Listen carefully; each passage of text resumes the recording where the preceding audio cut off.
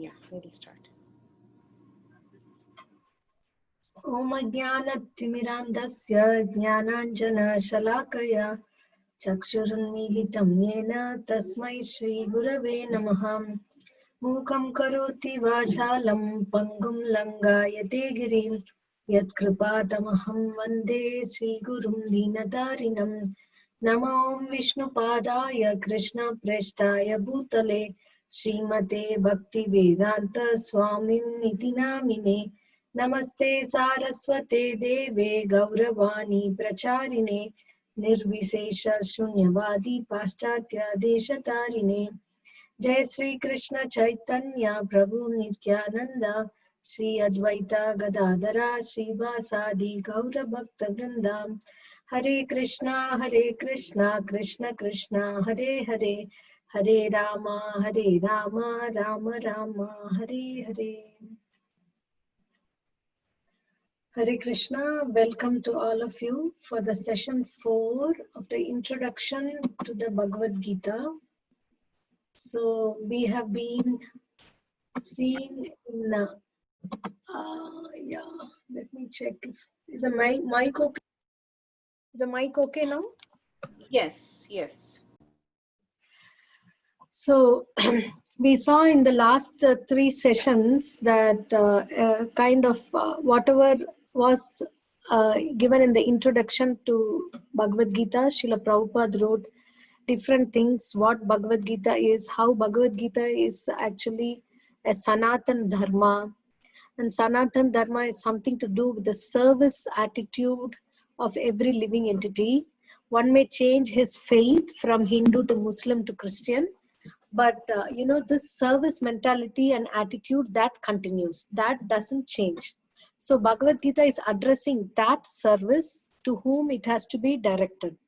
And we also see Gita Mahatmya, what is the effect of reading Bhagavad Gita, like the Ganges water emanated from the lotus feet of the Lord, and Bhagavad Gita emanated from the lotus mouth of the Lord. So if we take bath in the purifying Ganges water of Bhagavad Gita, then our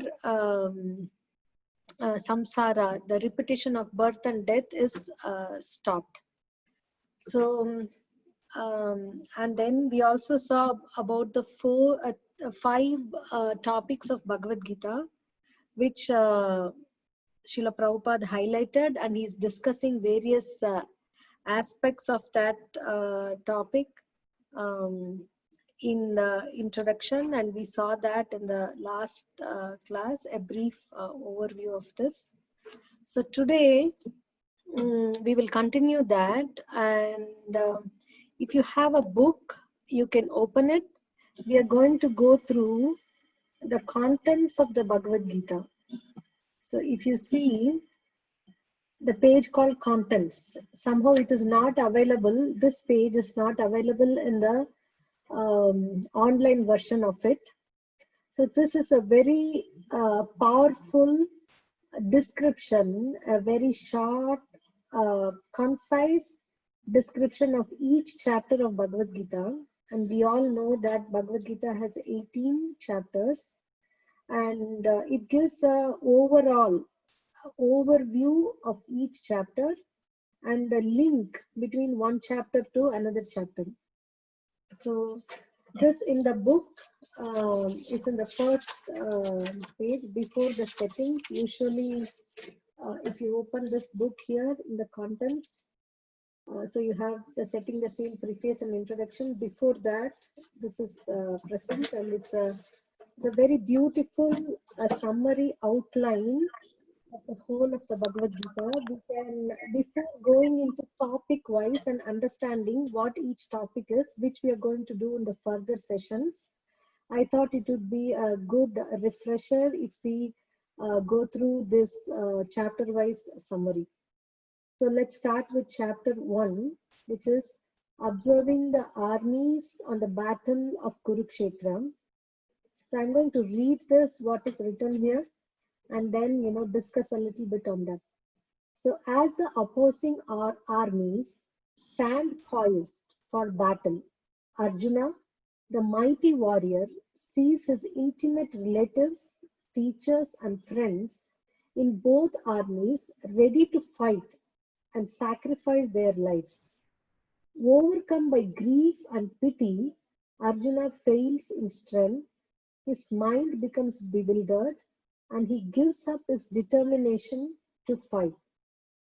So, this is the first chapter.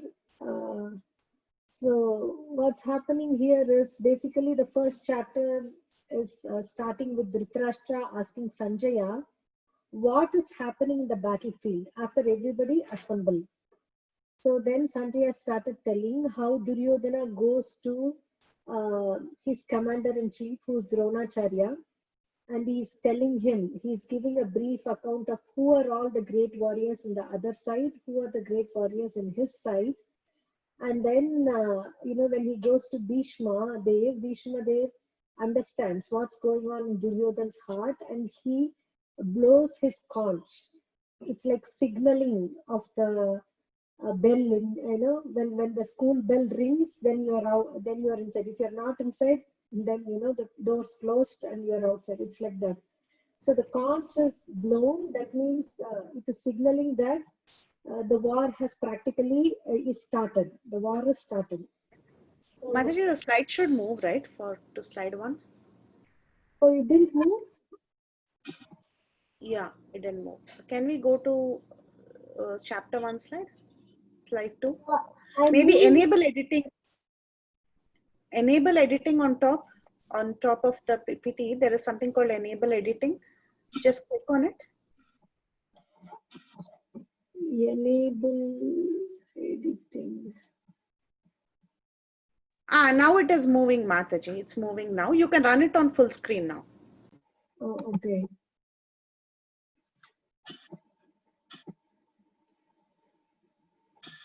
Are you able to see the glass on the bottom?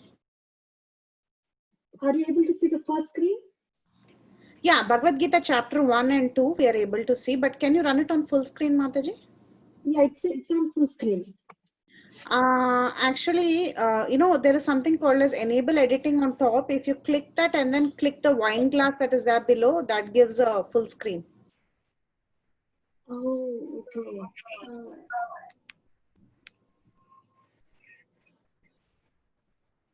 Mataji, under the toolbar, there is one more bar. You see, there is enable editing. Highlighted in yellow. Yes. Like yes. There only, Mataji. Go little bit. Enable editing. Go right. There is animation, slideshow, review. Under that, Mataji. Not on the PowerPoint, Kinda. Go down a little.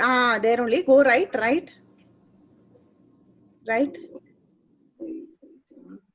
There only. Enable editing. Actually, I'm having this screen of Zoom thing that's blocking. Oh, screen share. Yeah. So yeah, now I can see enable editing. Yeah. That's all. So once you do that, you should be able to run it on full screen. Like, yeah, now I can see you, but you have to screen share again, I guess now. Okay.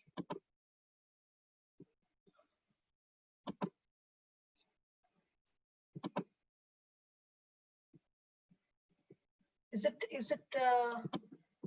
Yeah, this is good. Yeah. So you can go to slide 2 and then run it on full screen, Mataji. Slide 2 and then. Yeah, this is very good. Very good, Mataji. We are able to see everything. Okay. So now we are in slide 1, the chapter 1. Right? Are you able to see? Yes, it's perfect. Okay. So what's happening we were discussing about what happened in the chapter 1, and then Arjuna, when he sees, so he's asking Krishna, can you please take my chariot in between both the armies so I can have a view of who's standing where and who's good at what, and so I can have a mental map of, and I can strategize how to fight, with whom to fight, and what weapon should I have, and things like that. He wanted to actually strategize. So, but when he came and he saw all of them, then he thought that, his whole family is there at that point of time. And so he is like, kind of became very grief stricken. Seeing their faces, so he knows that either he will live or they will live. And then it's not just, you play a family game, sit together and a board game. No, it's a game of life or death. Either either he is alive or they're alive. Either he will be killed or he will kill them. Who are they? They're not ordinary people. Bhishma and Drona and all his uncles and fathers-in-law and his sons, and everybody was there. Practically the whole family. So he wanted to renounce. So he says that I am not going to, it doesn't occur to me that I should fight this war, and whatever victory I obtain will be tainted by their blood. And then they're all superiors. So superiors should be given something for enjoyment by the inferiors. So let them, even if they are not, if they are going to kill me unarmed, I am okay. And I think that I'm not able to fight. And he's telling that my throat is drying up, my senses are, my Gandiva is quivering, slipping from my hand, and my head is reeling that I can hardly stand. So such was his strength. So he fails in his strength and his mind becomes bewildered. And because of that, what to speak? He cannot even stand and he cannot even hold his bow. Then what to speak of fighting? Not because he was coward, but he was having a very soft-hearted person because of him being a devotee. Because he was able to renounce his own self-interest for the sake of the enjoyment of the family, which is a great sacrifice, which normally, anybody wouldn't be able to do that. But so he's thinking that if I don't fight, at least I can save this war and I can live by begging. Even if I am unarmed and if they're going to kill me with weapons, let me give up my life. But then I'm not going to fight this war because of the consequences. If I think of it, my head is reeling. So basically, he's ready to give up his life than to fight this war, which is an amazing quality, which is not a bodily attachment, but which is a very high class of renunciation. That's what that's what everybody thinks in the first chapter when we read that. And then when he goes to the second chapter, what happens is Arjuna submits to Lord Krishna as his disciple, and Krishna begins his teachings to Arjuna by explaining the fundamental distinction between the temporary material body and the eternal spiritual soul. So in the beginning of the second chapter also, you see that Arjuna is asking, Katam Bhishmam Aham Sankhe Dronam Cha Madhusudana. How will I be able to kill in battle men who are worthy of worship like Bhishma and Drona? So I'm not going to do this, but I'm confused because I've come here to perform a duty of fighting. But because of my consideration about the consequences of the war, I'm not able to continue to do my duty. But it doesn't occur to me that this is any more duty. But whether should I do it or should I not do it, I'm confused. Before that, when Krishna starts answering, Krishna is telling that, how come these impurities have come upon you, Arjuna? You come in a family of great lineage. I'm so surprised that such dirty words are coming from your mouth. How come you become impotent like this? Get up and fight. So hearing this, Arjuna was more perplexed because he knows who Krishna is. He is intimately related to the Lord as his friend. But for whatever he was thinking, Krishna is telling exactly opposite. So being more confused, then he said that enough is enough. I'm not able to make a decision. Now I'm surrendering to you. Sishyas teham shadiman tvam prapannam. And you tell me what is good for me. So actually Bhagavad Gita starts with that surrender. Once Arjuna submits to Lord Krishna as his disciple, then Krishna begins his teachings. Before that, we see what Arjuna, what lessons we learn from that is, nobody is as has a meritorious award list like Arjuna. He's noble in qualities. He's a good, perfect archer. He's a soft-hearted person, and whatnot. A list goes on like that. But with all his material knowledge and archery, he was not able to solve the problem of confusion in his life. When he faced the confusion, none of his material qualities and assets came in help. So that is why it's very, very important to submit to a spiritual master and then learn from him how to proceed further. So that's the key thing that Arjuna did. And then Krishna said that, first thing Krishna said was, you are posing to be a learned man, but you are worrying for which is not worthy of grief. So, what he says is, your asocyan anvashochastvam pragnya vadamscha bhashase. You're talking as though you're a great pandit. Gata soon agata soonscha nanu sochanti panditaha. A wise person is not bewildered by either life or death. So Krishna first starts about explaining who we are, because ultimately everybody is interested in ourselves. So Arjuna's perplexity was, how do I kill them? So he says that there are two things. One is the temporary material body, which you cannot protect at any point of time, either today or tomorrow or after 100 years. If you go and ask people who are living by any chance after 80 or 70, ask them how life is. Then after 100, they would pray to the Lord, please take me away from this body. So that is the thing, this body is material and it cannot, antavanta ime deha. Body is meant to be perished. Nityas yoktaha sharirinaha. One who is inside the body, sharirinaha, is said to be eternal. So he's comparing and contrasting for 20 continuous shlokas. From 2.13 to 2.30, maybe 27. This is the longest that Krishna has analyzed one topic of Bhagavad Gita. And this shows that this is the basis of all spiritual knowledge and the importance of this knowledge, that how the temporary material body is different from eternal spiritual soul, and we are soul and we are not this body. And he gives beautiful examples. Krishna is such a teacher. Krishnam Vande Jagat Guru. You can see so many examples throughout. Just like this body, that's like you change your dress every day. At the time of death, the soul gives up this body, which is like a dress, and then takes on new garments. As a person gives up old and used garments, the soul similarly gives up the old material bodies. Vashamshi jirnani yata vihaya navani grihnati naroparani tata sharirani vihaya jirnani anyani samyati navani dehi.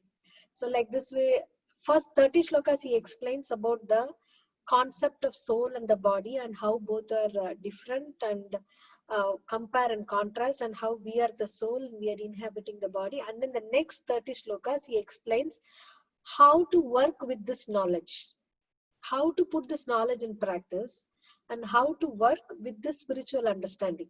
So he explained the process of transmigration, the nature of the selfless service to the Supreme, and the characteristics of a self-realized person. If you see the heading of the chapter 2, it is contents of the Gita summarized. Basically, Krishna had to get Arjuna to work, to fight. So he finished Bhagavad Gita in chapter 2, hoping that Arjuna will get up and fight.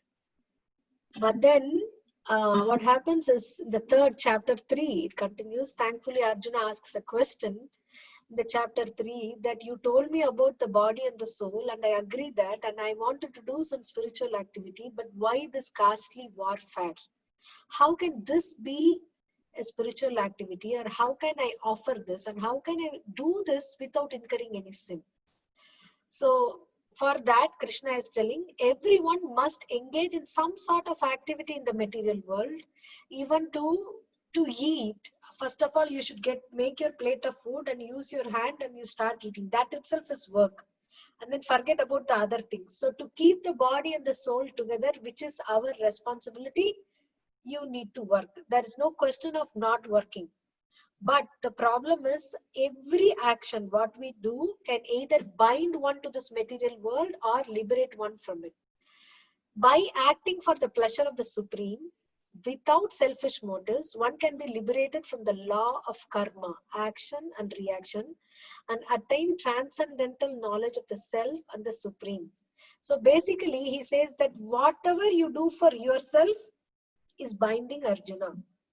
You can analyze that.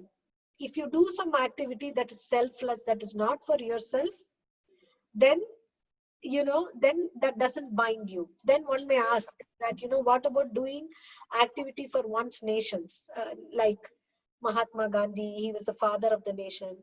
But what does Mahatma Gandhi mean to Paraguay or Venezuela or Argentina? So that concept is also extended because he can be the father of the nation, but then Pakistanis, they wouldn't agree him as a father of the nation. So the point is, but then what about them? Are they not part and parcels of Krishna? Everyone in this material world, be they whichever nationality they are spirit souls, Atma, and they are part and parcels of Krishna. So if we are doing an activity that is selfless, and that includes not only the living entities, no matter which, not only the human beings, but to all the living entities, then that work done as a sacrifice to Vishnu, that can liberate one from the law of karma, but rest everything else binds. So that's why he says, what is it? Yajnartha karmano anyatra lokoyam karma bandhanaha. Anything that you do without sacrifice to the Supreme, that is equally reaching all living entities in this material world, irrespective of their bodily designations. Then such kind of work, yajnarthat karmano anyatra lokoyam karma bandhanaha tadartham karma kaunteya mukta sangha samachara. Work for that purpose, and then you can become liberated. So then, this is chapter 3. And then chapter 4, but for working, you need more, one thing more. Why you have to work, for whom you have to work, how does the action and reaction act, or what is the law that controls that? So this is that's where the link to transcendental knowledge is. So transcendental knowledge means a spiritual knowledge of soul, of God, of their relationship. So this is in depth dealt with in 4th chapter, and it is purifying and also liberating. How purifying it is? Apichedasi papebhyah sarvebhya papakritamah. Even if you have a label, I am the sinner of the most sinful of all the sinful people. Apiched asi papebhya sarvebhya papakritamah sarvam jnana plavenaiva vrijinam santarishyasi. If you are boarding the plane the boat of transcendental knowledge, you can cross over the nescience of material existence. So such knowledge is explaining. And what is the result of such knowledge is the fruit of selfless devotional action. So in this chapter 4, he says to Arjuna, I am explaining this knowledge to you. Why? Because you are non-envious of me. You are my friend as well as devotee. And not only to you, don't think that this is the first time I'm revealing this knowledge and you're the first recipient. But around 2 billion years ago, I told this knowledge to the sun god Vivaswan. Vivaswan told it to his son Manu. Manu told it to Ikshvaku, and it was coming down like that. But over a period of time, the disciplic succession was broken and the knowledge itself appears to be lost. So now I am telling it to you again. So that is the remote history of the Gita. And then immediately Arjuna is amazingly sharp. So he's catching Krishna. Krishna, you are born here as my contemporary.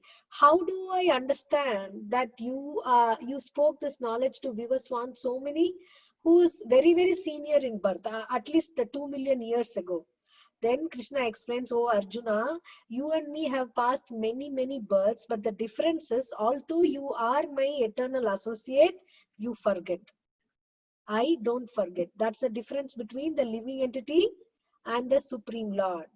Why you forget, Arjuna? Because you are taking different material bodies, whereas I come in my own spiritual transcendental body. And for what purpose I come? Whenever there is a dharma, what I set up was disrupted, I come to keep it back in the position again. Yada yada hi dharmasya glani. Whenever there is a dharmasya glani, yada yada hi dharmasya glanit bhavati bharata abhyutanamma dharmasya tadatmanam srujamyaham. I appear myself. And I remember, because I don't change my body, because I come in the same spiritual body. So he explains that and how he descends to the material world. And he says that, Bhagavad Gita, okay, Krishna spoke to Arjuna and I can also open the book and read and become realized. No, it doesn't work like that. If you want to really benefit from Bhagavad Gita, apply this in life, then you have to approach a guru or a realized teacher. Then Arjuna is again a question. Now he knows that he has to work. Now he has to know, he knows that, how by service one gets a transcendental knowledge. Now he's asking again a question, how to combine both and work in such a way. So that is chapter 5. It is not just karma yoga, but action in Krishna consciousness. Then Krishna in depth explains it. Outwardly performing all actions, but inwardly renouncing their fruits. The wise man, purified by the fire of transcendental knowledge, attains peace, detachment, forbearance, spiritual vision, and bliss. So 5th chapter, again, he says a very nice look. Shaknoti haiva yakshodum praksharira vimokshanat. If a living entity is able to, before giving up this body, is able to attain victory over kama, krodha, Shaknoti haiva yakshodam. If he is able to tolerate the urges of desire, kama, anger, desire, and greed. Sayukta Sasuki Naraha. He is a person who is going to live happily. If you don't do that before the next death comes, Prag Sharira Vimokshanat. What you have to do? To do that, again you have to take another birth. This birth or next birth or after million births, one birth we have to do that. So he's bringing that determination to work in, to perform action in Krishna consciousness. And how to act in Krishna consciousness, this is the place where he kinds of introduces who he is.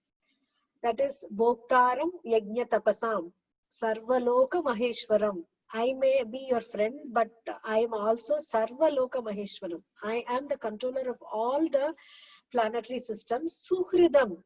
I am the controller of all the planetary systems. That doesn't mean that I'm far, far away from you and you're so minute, but I'm inside your heart also. How am I? Suhridam. I am your well-wisher. You cannot find any other well-wisher and benefactor better than me. Suhridam sarva bhutanam. Not only of you, of all the living entities. Nyatva mam. One who knows this, shanti mrichati.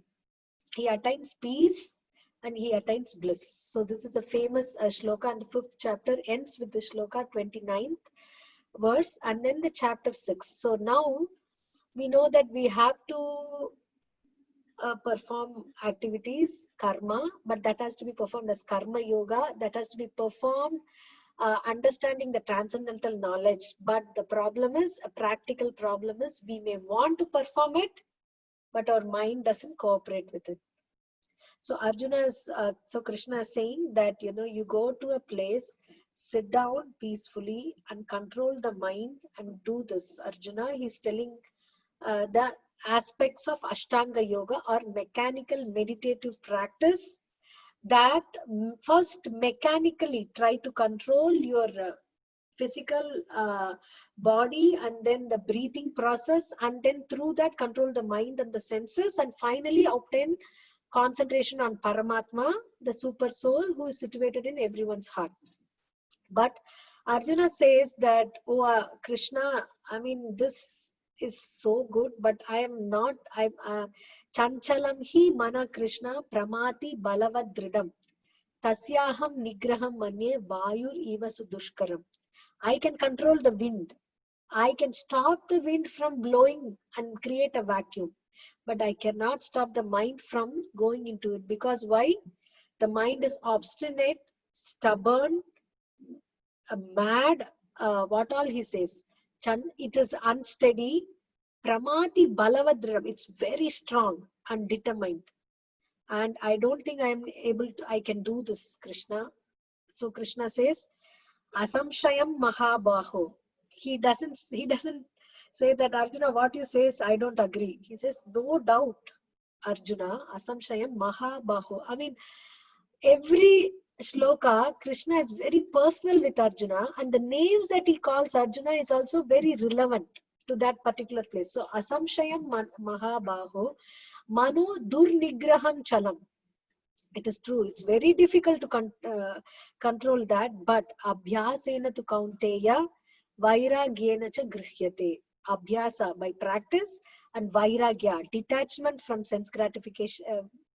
With these two combination, it is possible. You can grihyate. It is something that you can hold in your hand.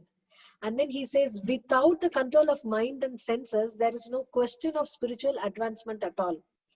Then Arjuna asks further question, what happens to one who falls down?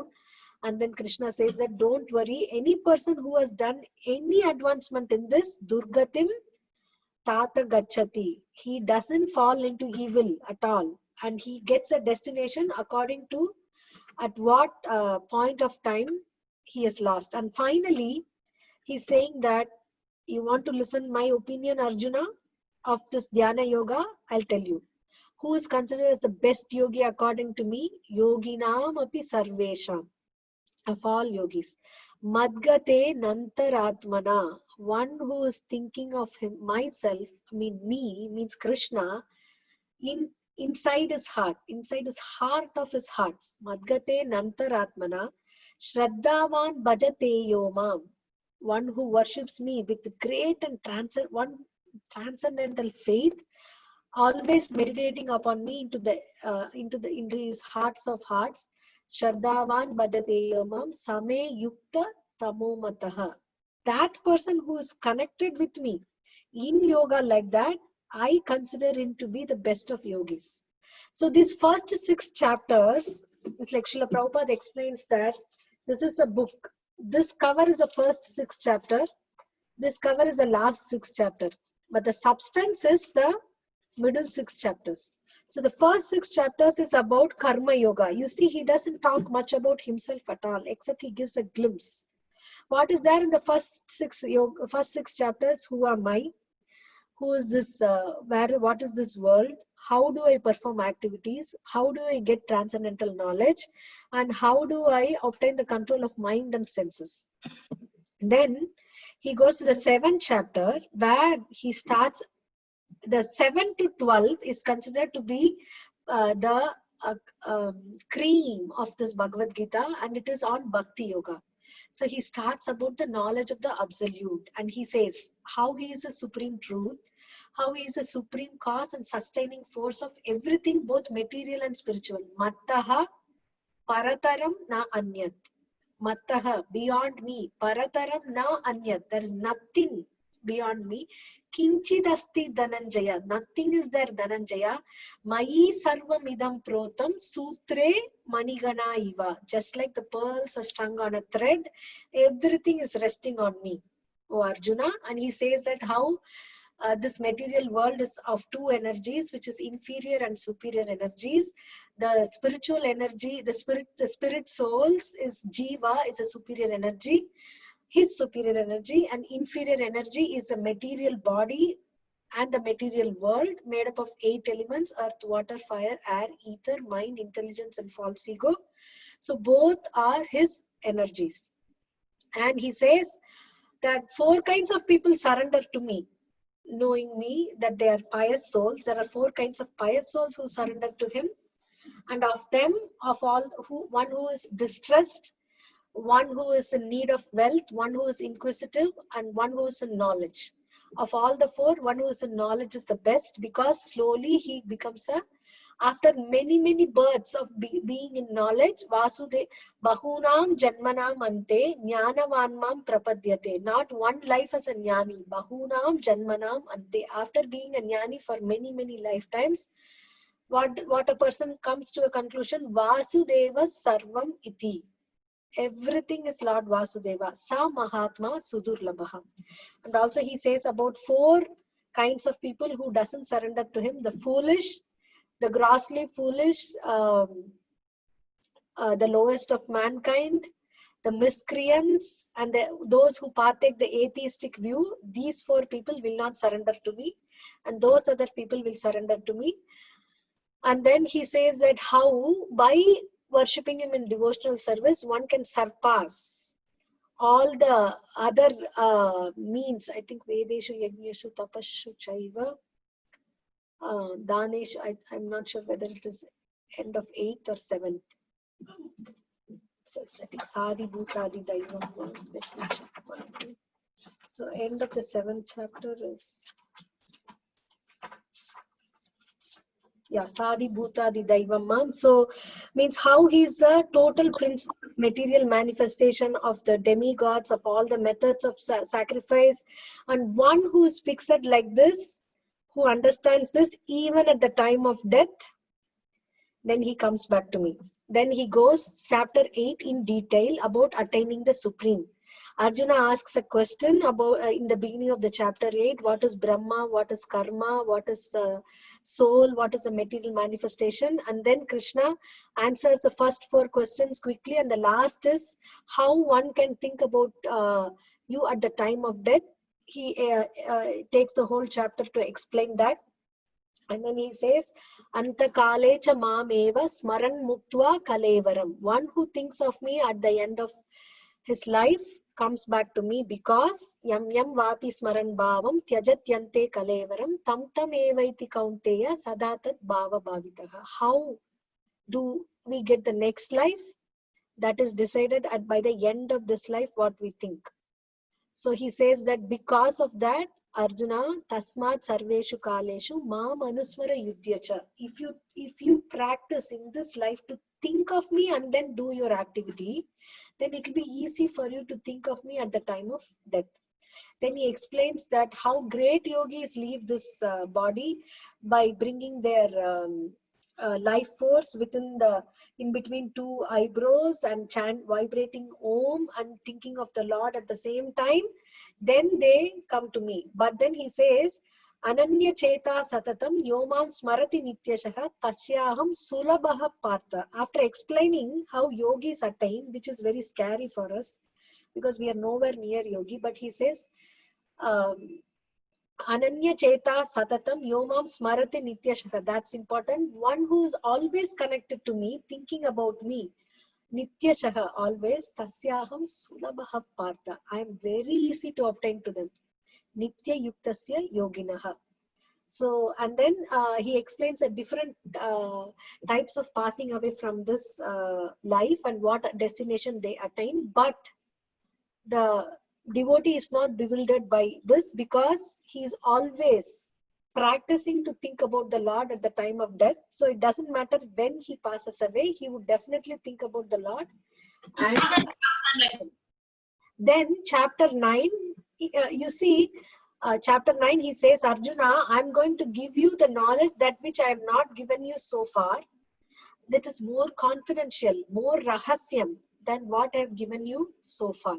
So here he's telling about devotional service, how to do bhakti, why to do bhakti first of all, and how he is all pervading.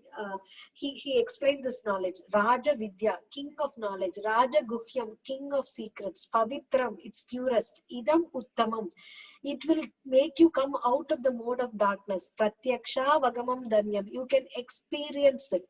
It is not something like a Akasha Pushpam. Pratyaksha Vagamam Danyam Susukam Kartum Avyayam. And while experiencing this most confidential knowledge, you'll be very happy. Susukam Kartum, and this is Avyayam. So after explaining this knowledge and many different things in the 9th chapter, he also explains that how a devotee's position is very rare, and even if a devotee is seen to have committed the most abominable activity, he should be considered a devotee. Apiche suduracharo bhajate mam ananya bhag. If one is continuing to perform devotional service, sadhur evasa mantavyaha. So Krishna doesn't say, so far you must do it. In many, I have not seen this. Here he takes the stick and say, sadhur evasa mantavyaha. You have to consider him as a devotee because Shikram bhavati dharmatma sarshvat shantim nigachati. Although he appears to have a temporary fall down because of his previous conditional activities, very soon he will be situated in the righteous path. And this, Arjuna, Kaunteya pratijanihi, I ask you to declare to this world, Name Bhakta Pranashyati. We can see the Lord's heart here, how he's Bhakta Vatsala and his heart melts for his devotees. And then he gives Arjuna, do you want to know how to perform devotional service? 4 things you have to do. Manmana, Bhava Madbhakto, Madhyaji, Mam Namaskuru. Manmana, think of me. Bhava Madbhakto, become my devotee. Madhyaji, worship me. Mam Namaskuru, offer your obeisances to me. If you do this, Mame Vaishyasi Satyam Te Pratijane Priyosime. Because you are dear to me, I am telling you this, and if you do this, you will surely come to me. And the same thing he repeats in the 18th chapter also. Then chapter 10, oh my god, it's 9, 7. Okay, let's finish chapter 10. So he is showing Arjuna is in the beginning of chapter 10, Krishna is telling the Chatur Shloki. I mean, Bhagavad Gita, if you want the 4 seed shlokas of Bhagavad Gita, that is there 8, 9, 10 and 11. And it goes like this. Aham sarvasya prabhavo. I am the source of everything. Mattaha sarvam pravartate. Everything emanates from me. Iti matva bhajante ma. One who understands this doesn't sit quietly. Such intelligent person who understands this, worships me with all his heart, with his intelligence. Then he says how the devotees aid themselves in worshipping him, thinking about him, and how he, sitting in their heart, gives them special knowledge, and with the torch of knowledge, light of knowledge, he vanquishes the darkness of ignorance. Then Arjuna is asking, now I have to connect to you. How do I connect to you? Tell me something practical. So he says that how he is present everywhere. 10th chapter, I am the best. Of all the rivers, I am the Ganges. Of the horses, I am Uchaishrava. Of the demons, I am Prahalad. Of the beasts, I am lion. Of birds, I am Garuda. Of, like this, giving all the categories of how everything. And when he says that Nakshatranam Aham Sashi. Of all the stars, I am the moon. So when you see the moon, you can think about the Lord. When you see the sun, I am the splendor of the sun. We can think about the Lord. And how, this whole world is acting because, so he says that as a supreme cause of all causes and the support and essence of everything, Krishna is a supreme object of worship for all beings. And at the end, he says, "Oh Arjuna, what can I say? Yad yad vibhuti matsatvam Srimad Urjitam evava." Whatever you find it wonderful, beautiful, and wonderful things in this material manifestation, Yad yad vibhuti, opulence, Matsatvam, Srimad Urjitam Evava, grandeur and wonder, Tattad Eva Avagachatvam. Please understand, Mama Tejamsha Shambhavam. It's nothing but a spark of my splendor. So that is chapter 10, but I think what should we do now? Maybe I will cover till chapter 12.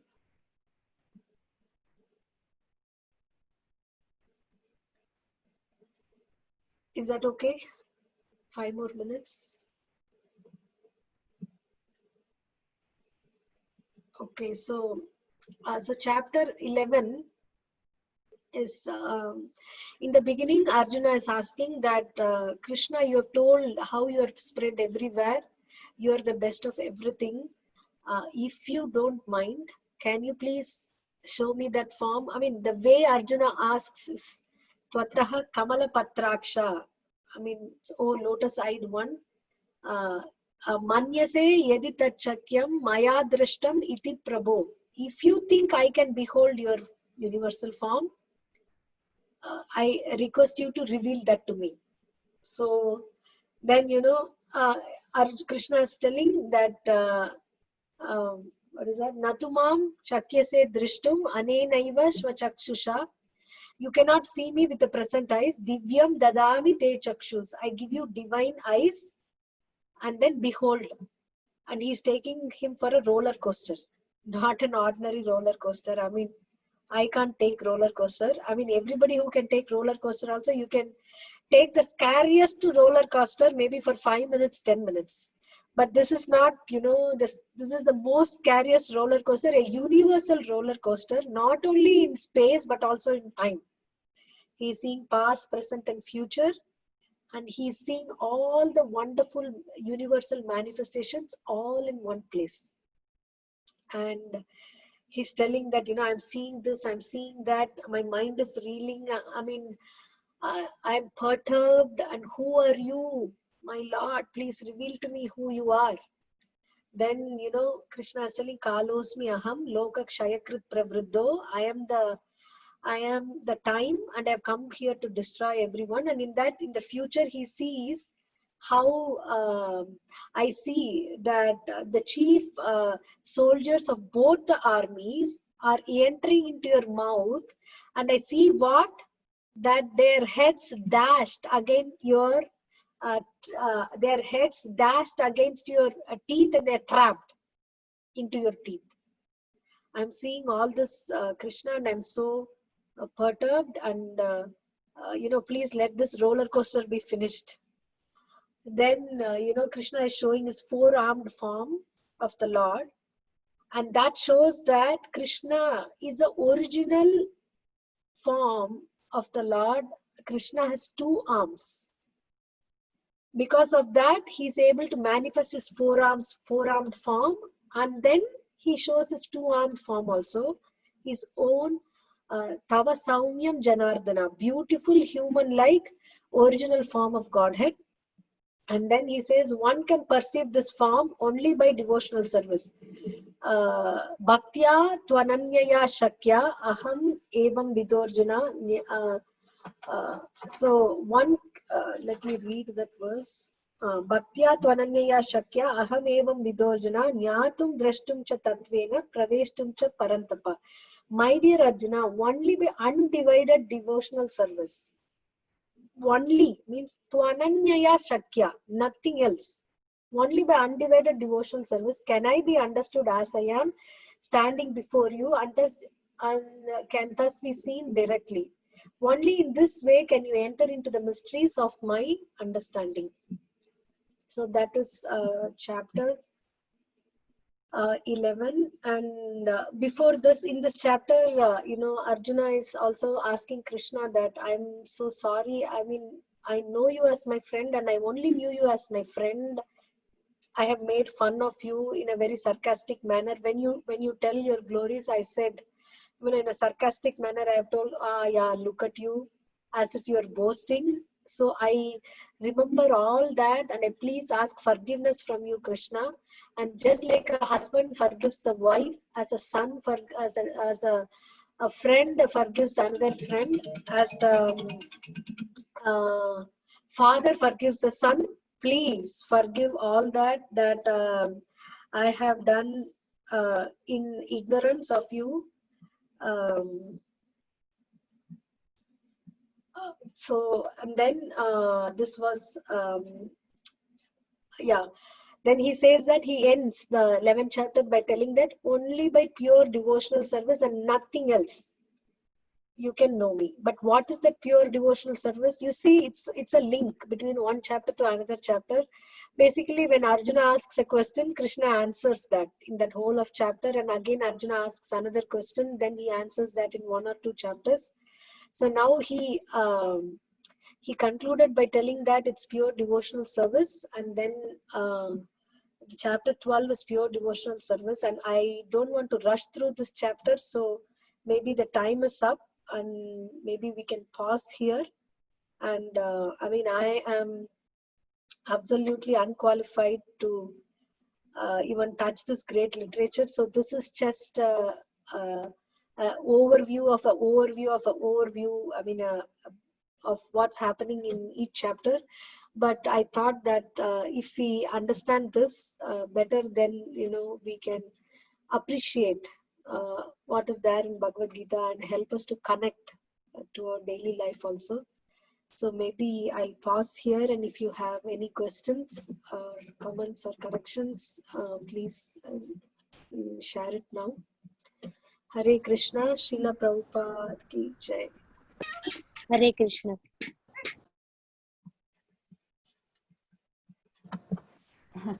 Hare Krishna, Mataji, thank you so much for this beautiful flow. It was such a beautiful synopsis of the first 11 chapters of the Bhagavad Gita. Thanks for that connective flow, because when we don't see it together, we really miss the flow of the Bhagavad Gita. It all appears separate, but then when you put the connection together, now it makes so much sense. Thank you so much for that. But I would like to open it up for the devotees on call, all the adults on call. If you have any questions or anything from the first 11 chapters of the Bhagavad Gita, as Mataji gave a synopsis, if you have any questions or anything that you would like to ask Mataji, please feel free. This is the time for us to explore what the Bhagavad Gita is all about. And we have this wonderful opportunity, and we have a person who can help us understand it. So if you have any questions, you can just, use this forum.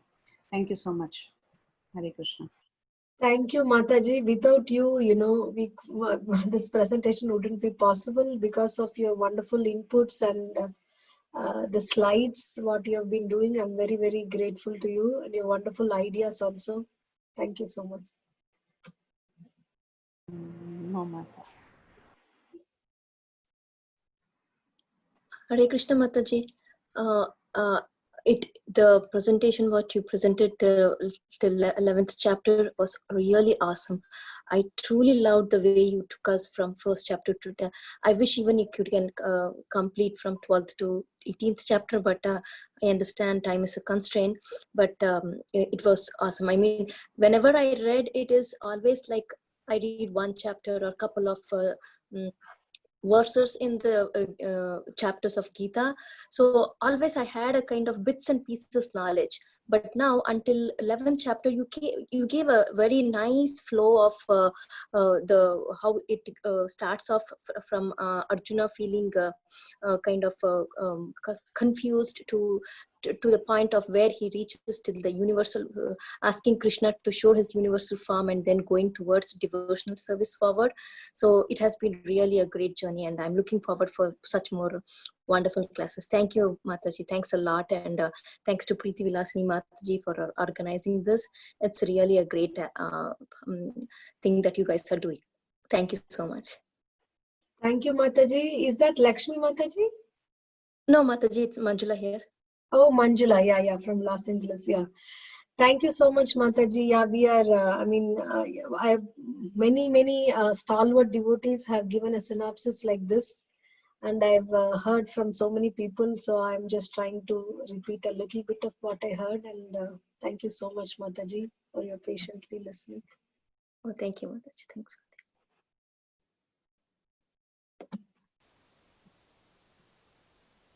Okay, anybody has any questions? Hare Krishna, Mataji. This is Lakshmi. Yeah, Hare Mataji. Krishna. Mataji, I have not started reading Bhagavad Gita yet, so your class is helping me a lot, Mataji. And I have a question in the first chapter 1, Mataji. You said that Arjuna he was not ready for the fight. He was saying, I'm not interested in fighting. So while listening to that, I had a question, Mataji. Say they're actually planning for the war for so many months earlier. So obviously Arjuna knows the opposite team are his family and friends. So you should, in the beginning itself, you should say that I'm not ready.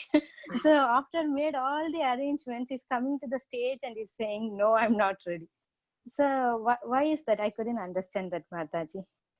Yeah, thank you so much, Mataji, for that very nice question.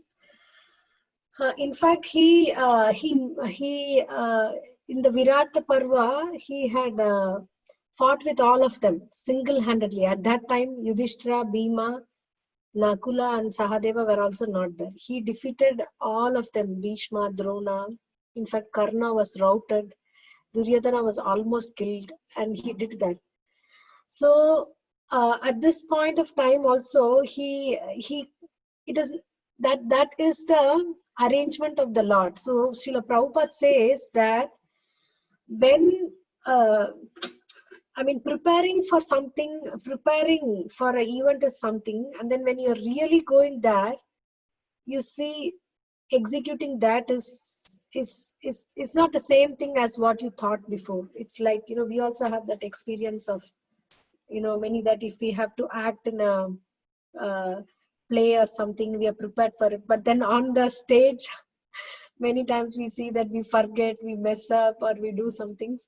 So the point is, Krishna put Arjuna, it's mentioned in the first chapter purports also, deliberately in illusion like that, especially to the point that he couldn't even stand up, that he was so much devastated that he couldn't even stand up.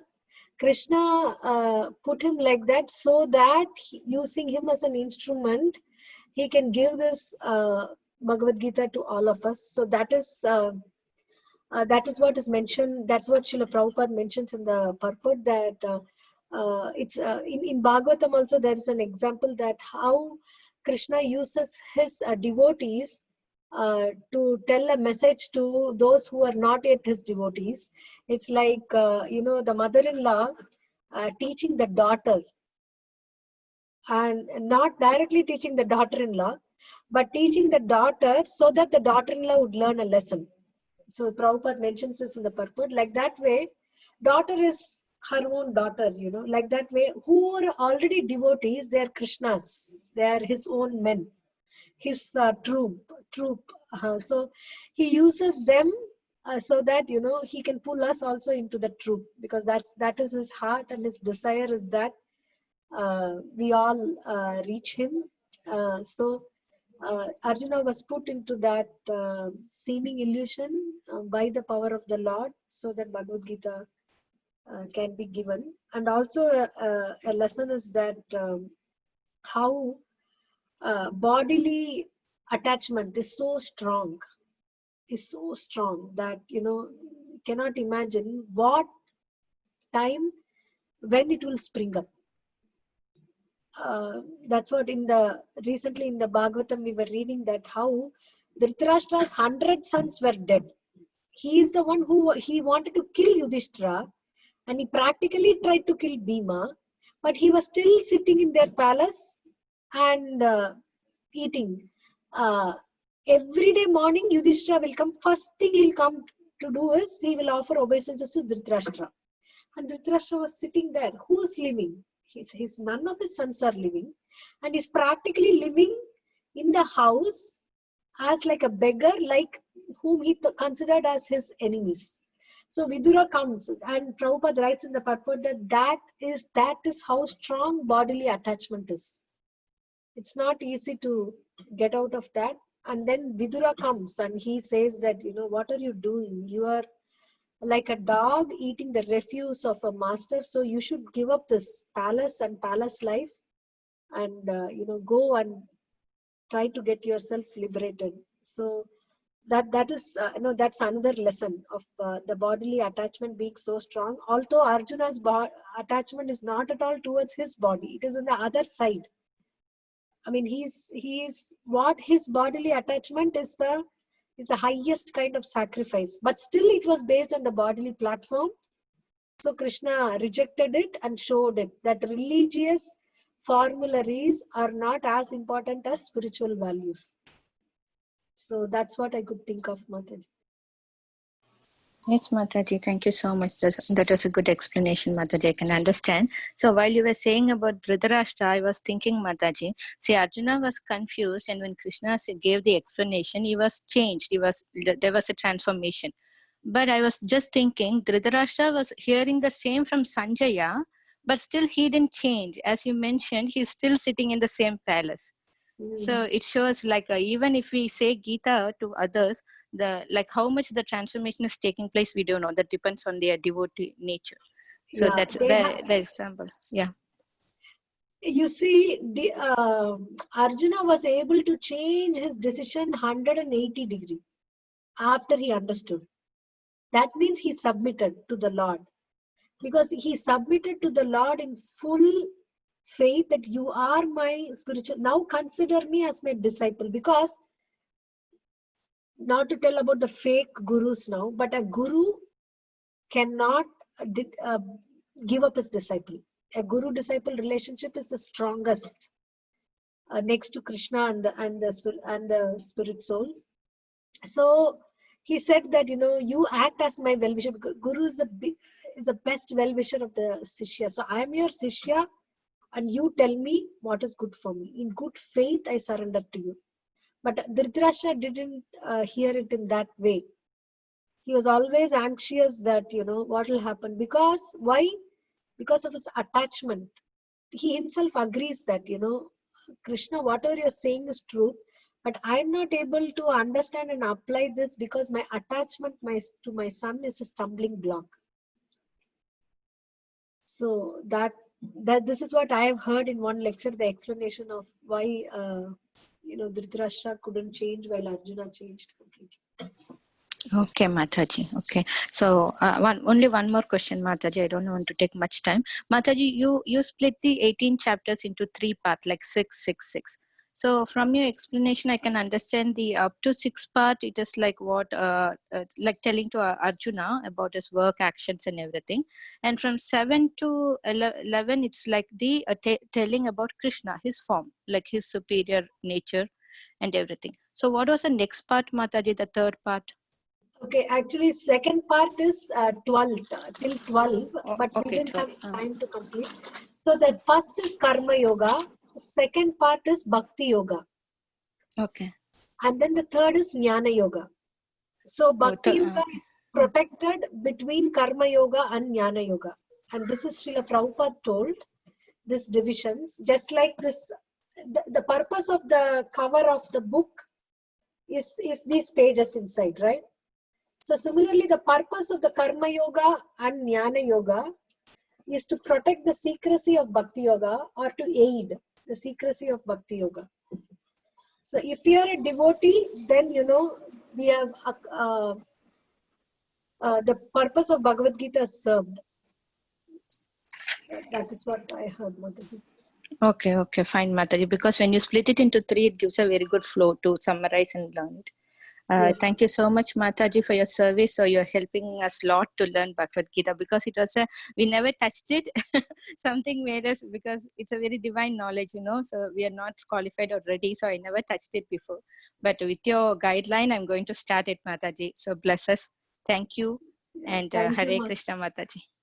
Thank you, Mataji. This is, the Lord has given this service to me, and it is so blissful. And because I have to present this. I am reading more, so I am learning also. So it's such a, I have to thank all of you and thank the organizers for giving me this opportunity. Thank you, Mataji.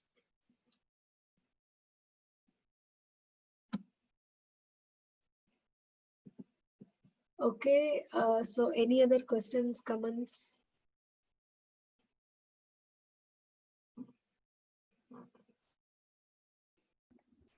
Thank you, Mataji, for the beautiful class. Anyone else has anything to ask Mataji about the summary of these chapters? You have any questions, or even if you have questions from the previous introductory sessions, you can ask her. Yeah, and also we will continue the 12 to 18 the next week. I don't know if within 8 weeks we can finish the introductory course. Maybe we might have to extend 1 or 2 more weeks if Krishna willing and permitting. So yeah, but I thought that this is, although it's time consuming, this is something, it'll help us to understand better. Definitely, Mataji, definitely.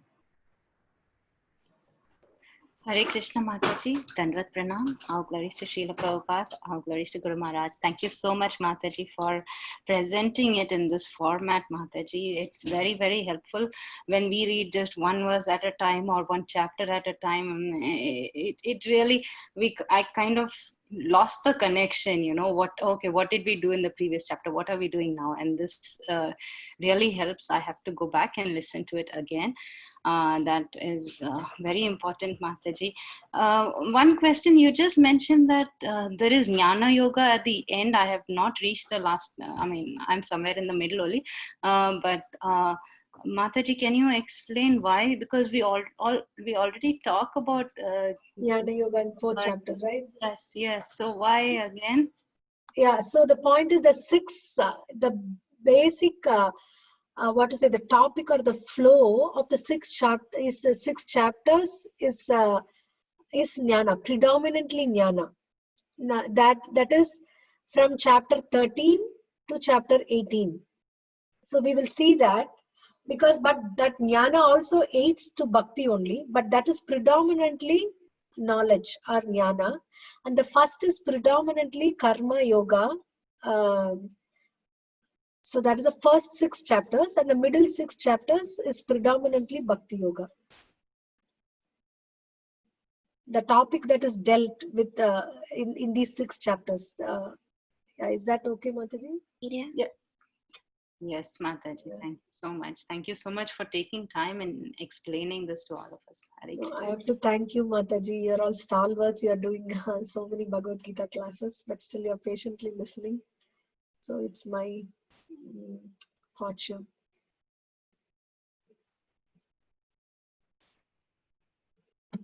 Okay, so I think there is no more questions, and so I thank you all very much for joining today.